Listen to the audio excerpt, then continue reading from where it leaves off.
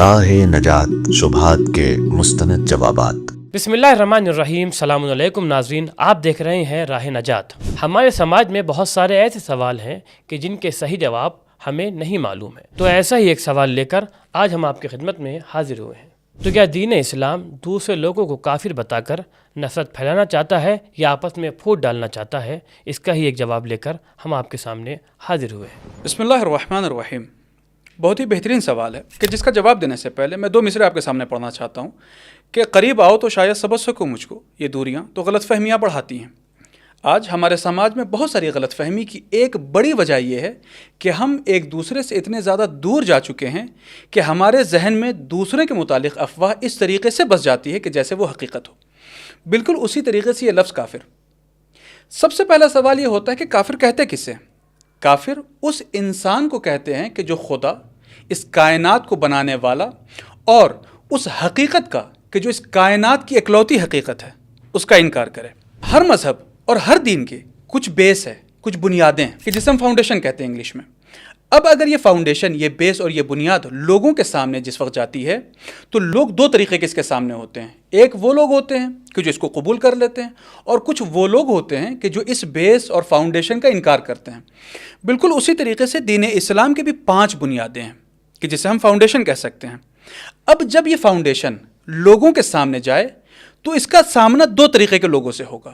پہلے وہ لوگ ہوں گے کہ جو اس فاؤنڈیشن کو قبول کریں گے، انہیں کہا جائے گا مسلمان، اور وہ لوگ کہ جو اس فاؤنڈیشن کا انکار کریں گے انہیں کہا جائے گا کافر۔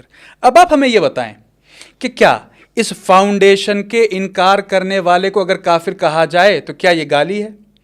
کیا ہم اس سے کسی کو نیچا دکھانے کی کوشش کر رہے ہیں؟ بالکل۔ تو اب یہاں ایک سوال ہمارے ناظرین کے ذہنوں میں ہوگا کہ کافر کا مطلب کیا ہے اور اس کی ڈیفینیشن کیا ہے کافر؟ بالکل آسان سے اس کی تعریف یہ ہے کہ اس کائنات کو رچنے والے، سرشٹی کرتا اور خدا کے انکار کرنے والے کو کافر کہا جاتا ہے۔ بس آسان سی بات یہ ہے۔ ہم خدا کہہ دیں، گاڈ کہہ دیں، ایشور کہہ دیں، چونکہ ظاہر سی بات ہے حقیقت تو یہی ہے نا، جی، اس نے ہی بنایا ہے۔ اب جو اس کا انکار کرے وہ کافر کہلائے گا۔ اور آپ کا یہ کہنا تھا کہ نفرت والی بات، تو آئیے میں اس کا بھی جواب آپ کے سامنے دیتا چلوں۔ قرآن یہ کہہ رہا ہے کہ لا اکراہ فی الدین، دین میں کوئی زبردستی نہیں ہے، یعنی اسلام کبھی بھی کسی کا زبردستی ہاتھ پکڑ کر یہ نہیں کہتا کہ مسلمان بن جاؤ۔ صحیح؟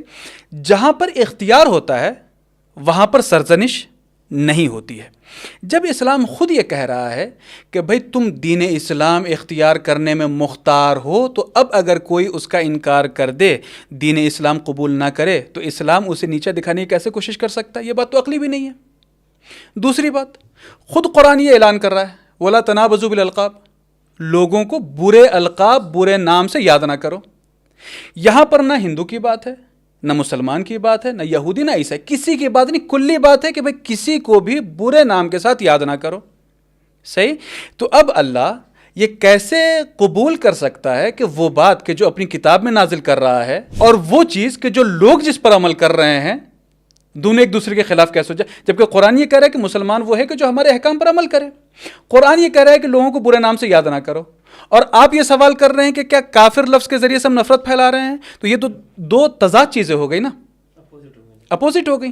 تو قرآن کبھی بھی نہ ہی نفرت کو پروموٹ کرتا ہے، نہ ہی بے احترامی کو پروموٹ کرتا ہے۔ قرآن اپنی آیتوں کے ذریعے سے یہ علل اعلان کہہ رہا ہے کہ بھائی چاہے تم مسلمان نہ بھی ہو، تمہارا احترام ہر مسلمان کرے گا۔ تیسری آیت سنیں، خود یہ قرآن کہہ رہا ہے کہ اللہ نے تمہیں منع نہیں کیا ہے نیکی کرنے اور عدالت کرنے سے ان لوگوں کے لیے کہ جو دین میں تم سے جھگڑا نہیں کرتے ہیں اور تمہیں تمہارے گھروں سے نکالتے نہیں ہیں۔